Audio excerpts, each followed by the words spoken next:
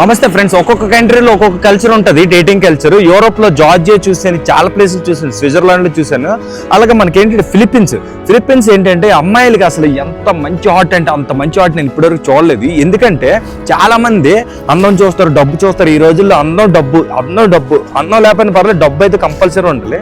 So డబ్బు లేదంటే అసలు ఏకముఖ ఖాతరు చేయరు. అలాంటి ఫిలిప్పీన్స్ అయితే అవసరం అసలు బుర్రపాడు. ఎందుకంటే మంచి హాట్ అయితే చాలు. అసలు నల్లగున్న, ఈ కర్రీగా ఉన్న, పొట్టుగున్న, లావు ఉన్న, బండగున్న ఎలా ఉన్నా పర్లేదు అనమాట. ఫిలిప్పీన్స్ వాళ్ళు ప్యూర్గా హార్ట్ఫుల్ లవ్ చేస్తారు, డేటింగ్ ఇవన్నీ చాలా బాగుంటుంది culture, Philippines culture. So Philippines అసలు ఏ కంట్రీ వాళ్ళైనా ఎక్కడికైనా వెళ్ళాలి, టూరిజంకి ఎంజాయ్ చేయాలి, ఎక్స్ప్లోర్ చేయాలనుకుంటే మట్టుగా మ్యాక్సిమం ఫిలిప్పీన్స్ అయితే ఎక్కువ చూస్ చేసుకోండి.